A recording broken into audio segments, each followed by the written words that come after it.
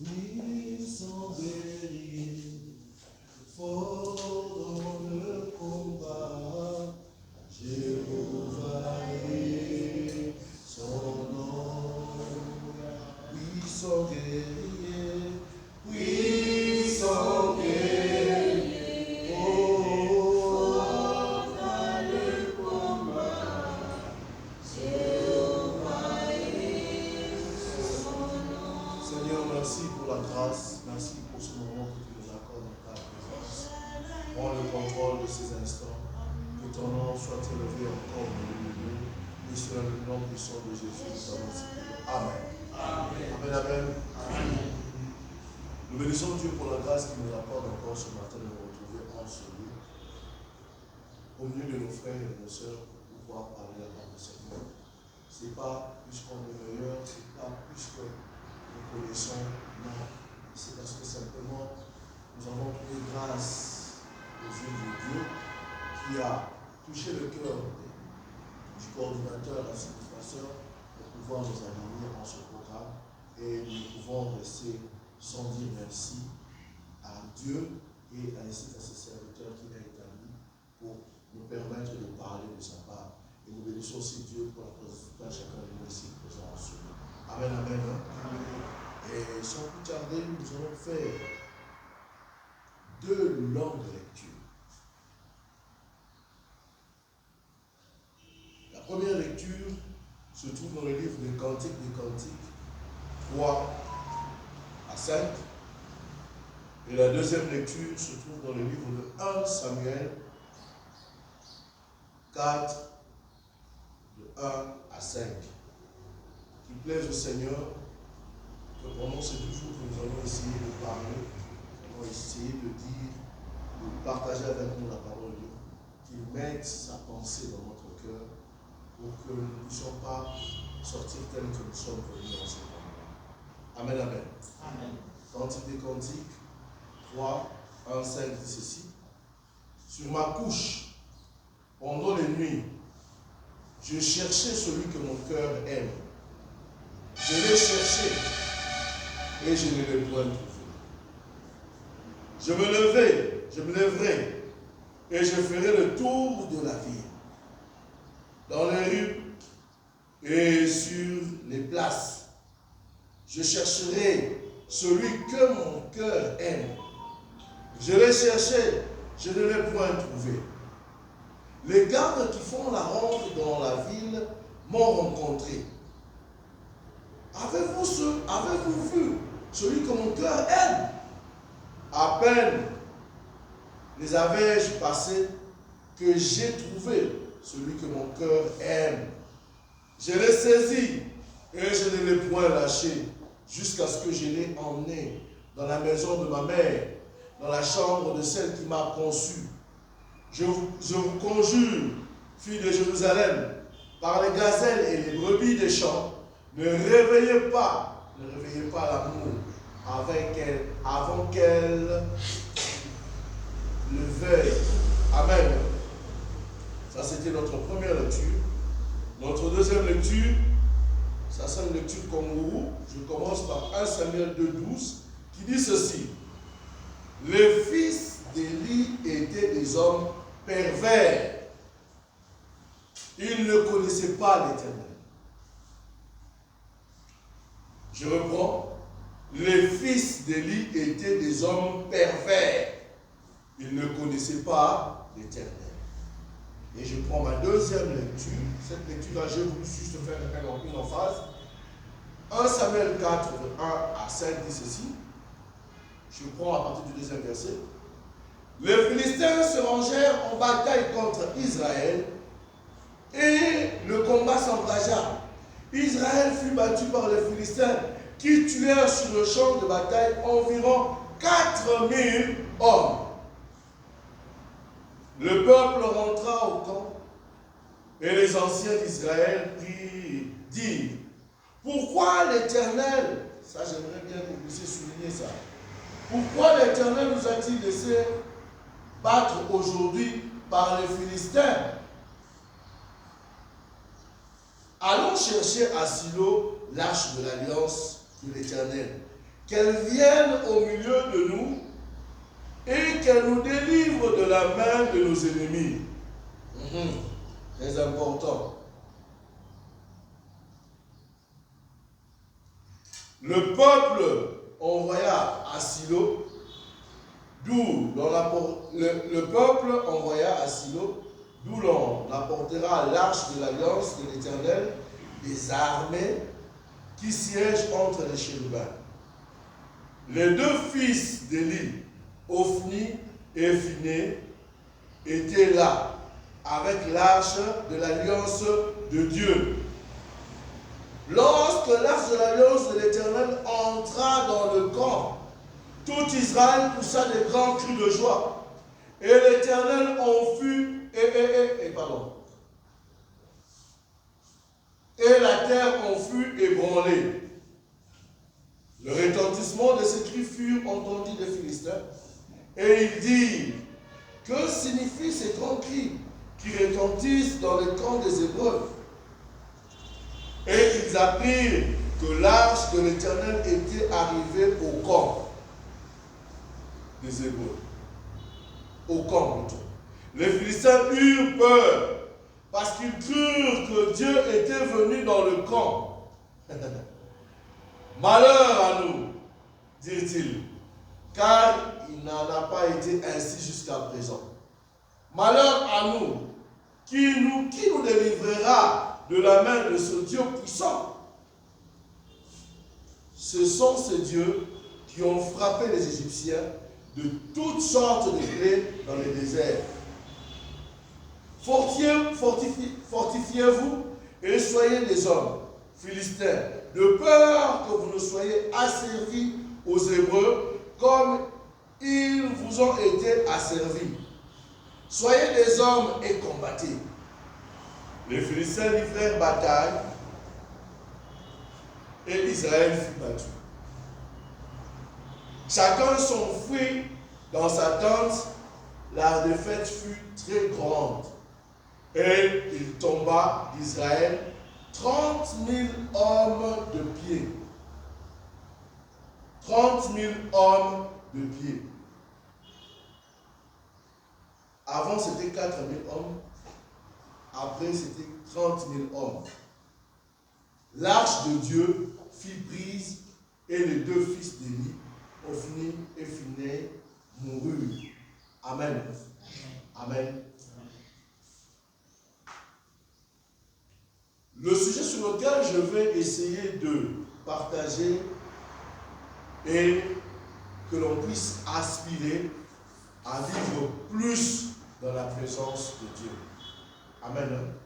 Que l'on puisse aspirer à vivre plus dans la maison de Dieu.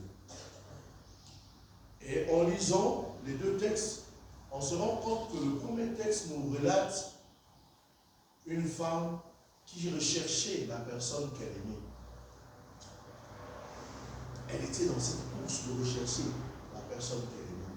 Pourquoi? Parce qu'elle voulait être à côté de cette personne-là. Parce qu'elle aimait tellement cette personne, elle a même bravé la nuit. Elle est sortie et cherchait cet homme. Par contre, au deuxième texte, nous nous rendons compte que Israël était en guerre contre les Philistins.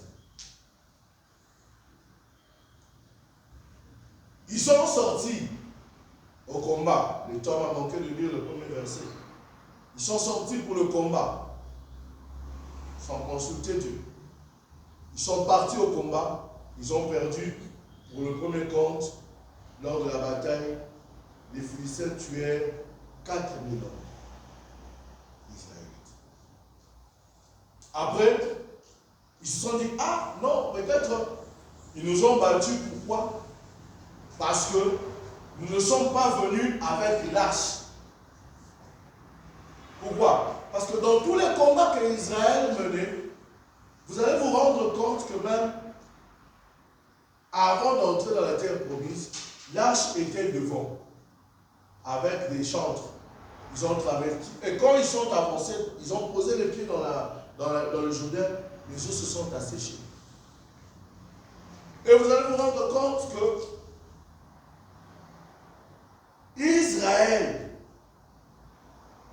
marchait toujours avec l'arche de l'Alliance et qui était représentée pendant la nuit par une colonne de feu et pendant le jour par une nuée. C'était la présence de Dieu qui était avec eux. Et que quand Dieu était avec eux, tout ce qu'ils touchaient, tout ce qu'ils faisaient, réussissait. À tel point que même dans le désert, quand ils ont eu soif, parce que Dieu était présent, Dieu dira à Moïse de parler à la pierre pour que l'eau puisse jaillir. Mais Moïse aurait frappé. Nous connaissons toutes ces choses. Alors, pour eux, ils se sont dit non, dans ce combat, il serait intéressant pour nous de prendre l'arche de l'Alliance, parce que cette arche-là, quand elle est là, il y a des miracles qui se passent. Il y a la main de Dieu qui se manifeste.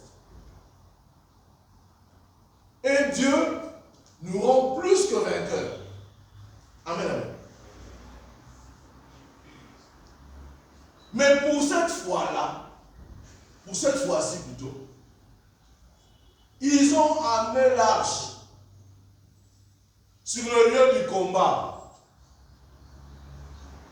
À tel point que quand l'arche venait, Israël a crié et si pour la mort.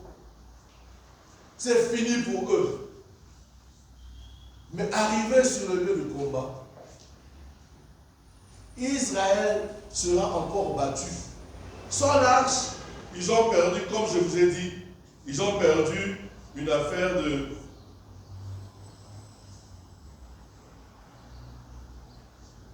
4000, si j'ai bonne mémoire.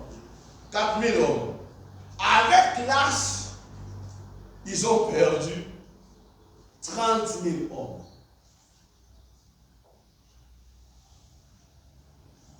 Bien aimé, j'aimerais vous dire une chose. Dieu aime demeurer avec. Dieu a créé l'homme pour pouvoir être avec lui et pour avoir une relation avec lui. Il faut faire attention dans cette marche. Nous allons voir que dès le jardin d'Éden, Adam et Ève étaient régulièrement dans la présence manifeste de Dieu. Dieu était là, marchant, parlant directement avec Dieu. Par la suite, Dieu a dû se créer un endroit pour pouvoir habiter avec son peuple. Cet endroit est quoi? Le tabernacle. Pourquoi? Parce que l'homme a péché. Adam et Ève ont péché. Et Dieu ne pouvait plus être avec eux à cause du péché, à cause du mal qu'ils ont fait. Et là, j'aimerais nous dire une chose bien. Il n'est pas bon de s'habituer à Dieu. Amen. Il n'est pas bon de s'habituer à Dieu. Il faut craindre Dieu. Parce que Dieu est Dieu. Il n'est pas notre petit ami avec lequel on peut faire n'importe quoi. Non. Quand on s'approche de Dieu, on s'approche avec crainte et tremblement. Combien même qu'il soit notre Père. Quand on fait les choses de Dieu, on doit le faire avec crainte et tremblement. Pourquoi? Pour ne pas attiser sa colère. Comme je l'ai dit, Dieu aime. Donc Dieu aime être avec nous. Au jardin d'Éden, il a été avec Adam et Ève. Ils ont péché. Le péché a éloigné Dieu. Mais tellement que Dieu voulait toujours être, la raison d'être de Dieu, c'est qu'il puisse vivre en communion avec nous. Tellement qu'on lui manquait, qu'est-ce qu'il a fait? Parce qu'il nous aime, il a permis qu'on puisse faire un tabernacle. Mais on a péché. On s'est encore corrompu. Et je bénis Dieu. Pourquoi? Parce qu'au-delà de tout, le voile a été déchiré. Sur la croix, Jésus a payé le prix. Par son sang précieux. Il nous a encore purifiés.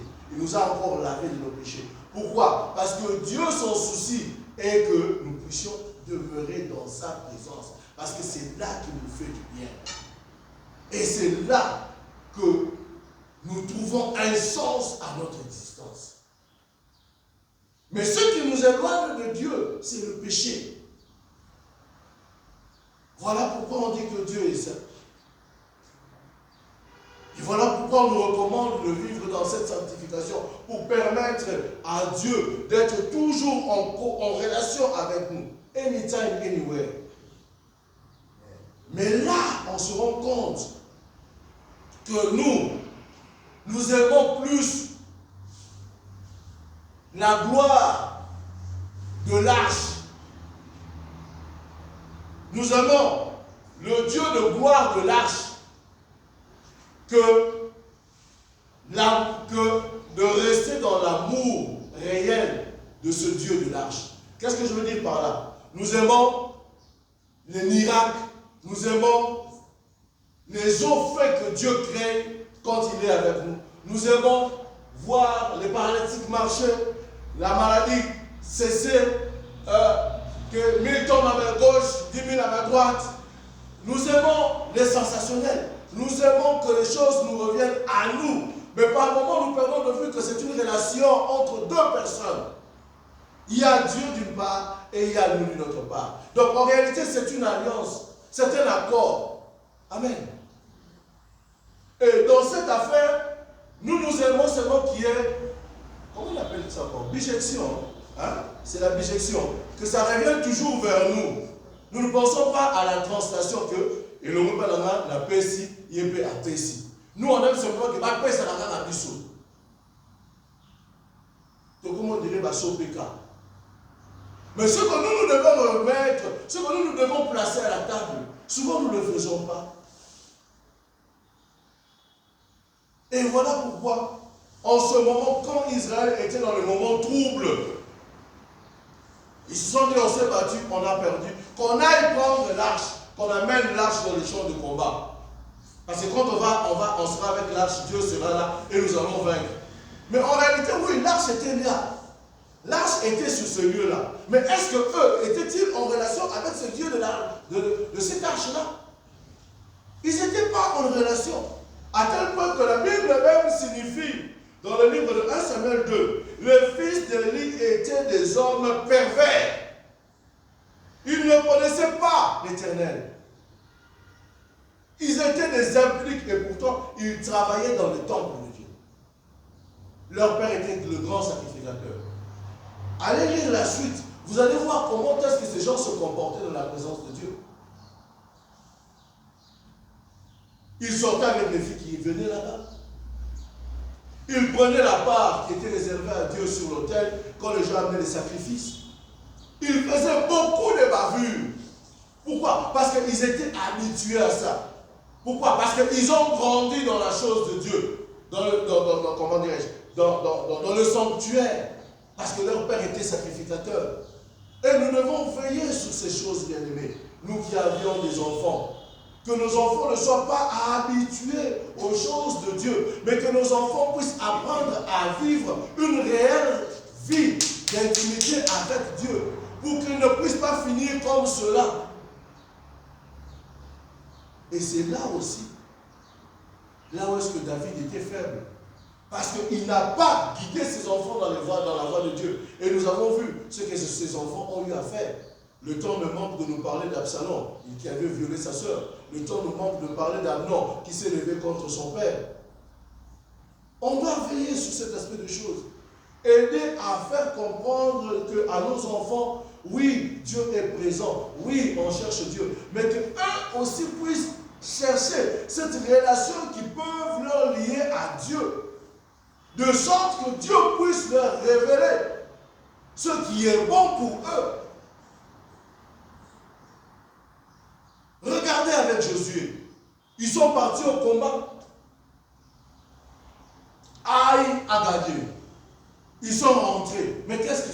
Ils ont cherché la face de Dieu. Pour que Dieu leur dise qu'est-ce qu'ils doivent faire par rapport à cette situation. Et Dieu va leur révéler l'aspect de celui qui avait gardé des présents dans sa chambre, dans sa maison. Et que c'était à cause de lui qu'ils avaient perdu. Dieu, quand tu connais un échec quelque part, si tu reviens vers Dieu, tu lui poses la question, tu parles avec lui, parce que c'est un ami, il va te révéler ce qu'il faut que tu fasses pour que tu puisses remporter la victoire. Parce qu'en réalité, Dieu veut manifester sa gloire, mais sa gloire, il va la manifester au travers de nous.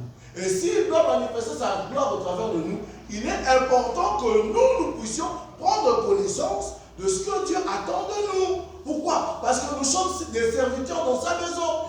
Je vois mal une maman qui est maître de maison laisser sa bonne ou son serviteur faire du n'importe quoi dans sa maison. Il va chasser cette personne de la maison. Mais nous, enfants de Dieu, comment, par moment, je ne sais pas, par excès des ailes, ou je ne sais pas qu'est-ce qui se passe dans notre tête, ou par habitude, comme je le dis, on se permet de faire n'importe quoi dans la maison de Dieu. Non pas simplement dans la maison de Dieu. Parce que maman Nathalie, telle qu'elle est là, si elle prend son travailleur qui travaille chez lui, il arrive chez moi ou il arrive chez quelqu'un d'autre, on sait que cette personne arrive ici. Pourquoi? Parce que cette personne travaille chez maman Nathalie. Et ce travailleur-là se permet à faire du n'importe quoi chez moi à la maison. On va se tourner vers qui? Chez maman Nathalie. Maman Nathalie, voilà ton domestique est venu ici, il a fait du n'importe quoi. Même nous, enfants de Dieu, qui nous disons être enfants de Dieu, quand nous faisons n'importe quoi dans le lieu de travail, quand nous faisons n'importe quoi dans notre quartier, quand nous faisons n'importe quoi où je ne sais pas, loin, nous on croit qu'on n'est pas à l'église, on croit qu'on est loin de Dieu. Non, Dieu est là, il nous voit. Il voit ce que nous sommes en train de faire. Et après tu reviens, tu dis, nous amène en live, mais il tombera à ma gauche du mur. Non, et qu'on l'a taillé. La famille tu dis que pourquoi? Parce que Dieu va rester muet devant toi. Parce qu'il n'y a plus de communication entre toi et lui. Voilà pourquoi, bien aimé, il est important pour nous de veiller sur notre marche. Très important. Oui, Dieu fait des miracles. Oui, Dieu fait des exploits. Oui, Dieu est capable de te permettre de marcher sur les eaux. Oui, il peut le faire. Mais il ne le fait qu'avec une personne qui est en relation avec lui. Une personne qui préserve cette relation. Parce que tu te dis que tu es dans la présence de Dieu. Dans la présence de Dieu, tu es en face de Dieu.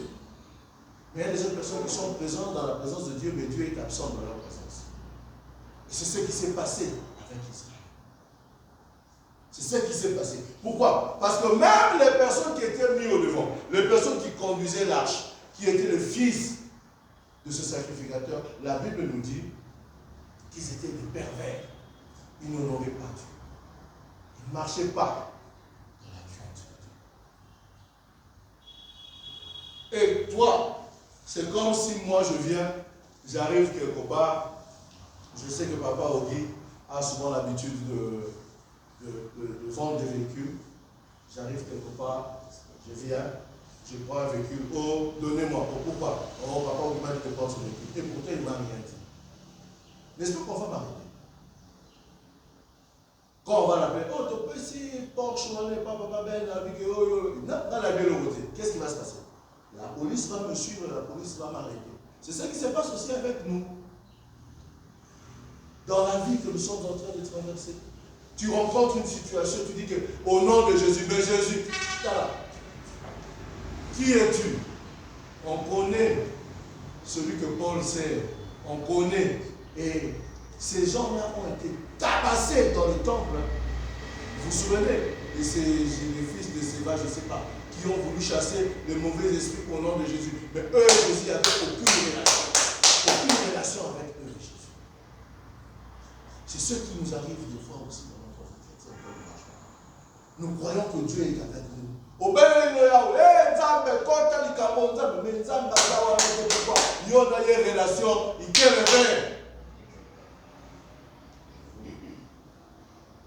Toi et Dieu, il n'y a aucune relation. Mais tu prends Dieu, tu prends le nom de Jésus. Et tu veux voir sa gloire. Tu veux voir les histoires.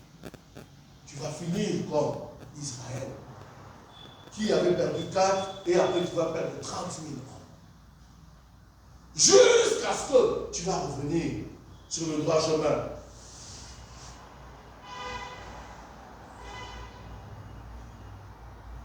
C'est vraiment extraordinaire de dire que nous sommes, que nous avons le pouvoir, que nous sommes les porteurs de la présence de Dieu. C'est extraordinaire. Mais il est important de savoir que pour porter cette présence ou pour demeurer dans la présence de Dieu, il ne suffit pas simplement de le proclamer. Mais c'est une vie, bien aimé. C'est une vie. Demeurer dans la présence de Dieu, c'est une vie que nous devons mener. Et j'aime le dire que là où il y a une relation entre deux personnes, il y a des exigences. Comme tu as confiance en Dieu, Dieu aussi doit avoir confiance en toi.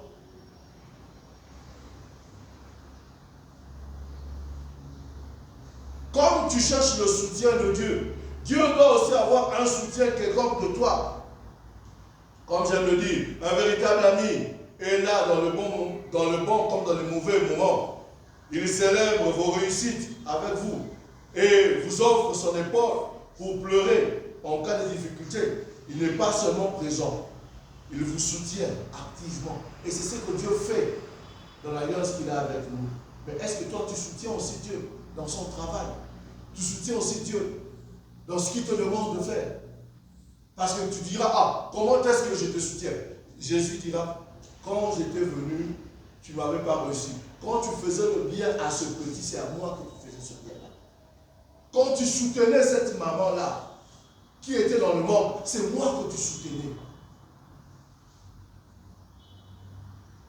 Quand on est en relation, il y a le respect mutuel. L'amitié est basée sur le respect des différences de l'autre, de ses opinions, de ses choix. Mais si vous n'êtes pas toujours d'accord, le respect de la personne reste intact. En réalité, Dieu aime que tu sois saint, comme lui est saint. Donc tu puisses toujours chercher à te sanctifier. Et tu te dis être en relation avec Dieu, mais à chaque instant, on te voit dans la boue, comme un porc. Est-ce qu'il y a une relation d'amitié entre toi et Dieu? Tu ne fournis aucun effort. Tu te dis toi-même, même mon père, c'est que la vie chrétienne, Dieu veut que tu puisses changer. On va chrétien nous. Il y a certaines choses qui, aujourd'hui, les gens trouvent ça en nous. Mais demain, à cause de la présence de Dieu, à cause de la parole de Dieu que tu entends, va t'amener à élaguer ces choses pour permettre que Dieu vive dans ta vie. Amen. On ne doit pas toujours nous dire, il y a Zara Mounogo. Non, c'est pas bon. Il y a Afinora. Non, c'est pas bon. Il y a un Kanda éternel. Non, c'est pas bon. On doit travailler sur ces aspects de choses, bien aimés. Parce que la parole de Dieu nous dit ceci, que Jésus nous sanctifie par sa parole. Et comment dire que toi, tu as toujours été en face de la parole de Dieu, et cette parole de Dieu dans ta vie, c'est comme si c'était l'eau sur le dos d'un cadavre. On te voit mouiller, mais quand tu sors, tu fais ça comme ça. C'est quoi comme vie que nous menons, nous, aujourd'hui, chrétiens, actuels? Voilà pourquoi il y a certaines choses qui ne se manifestent pas au milieu de nous. Et nous sommes les freins de l'évangile. Pourquoi? Parce que Dieu veut manifester sa gloire, mais notre comportement, notre manière à nous de vivre cette vie chrétienne dans la présence de Dieu ne plaît pas au Seigneur, à tel point que Dieu se tait. Ne croyez pas que quand les Philistins ont pris l'arche, Dieu n'était plus Dieu. Dieu était Dieu. Mais Dieu n'a pas voulu répondre à Israël. La preuve en est où? Regardez, quand les Philistins ont pris l'arche de l'Alliance, ils ont placé devant Dagon. Qu'est-ce qui s'est passé? Le matin, Dagon a été terrassé. Ils ont relevé Dagon, leur Dieu. Mais le lendemain encore, ils ont vu maintenant et les bras, et les pieds, et la tête, tout était coupé. Mais Dieu n'a pas voulu simplement manifester sa gloire avec Israël parce que Israël et ses sacrificateurs sacrificateur, n'était pas en bonne relation. Il ne faisait pas ce qui plaisait Dieu. Et voilà pourquoi Dieu s'est tué. Je ne sais pas quelle est ta situation ce matin. Mais dans une relation, il y a aussi ce qu'on appelle la loyauté. Un ami est quelqu'un qui respecte, qui reste fidèle, qui prend votre défense et votre absence et qui vous abandonne pas quand les choses se compliquent. Dieu est toujours fidèle.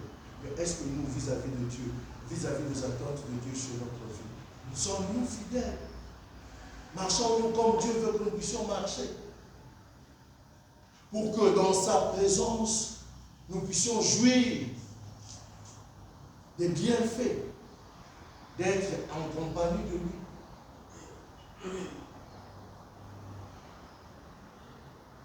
Regardons bien notre marche. Regardons bien ce que nous faisons.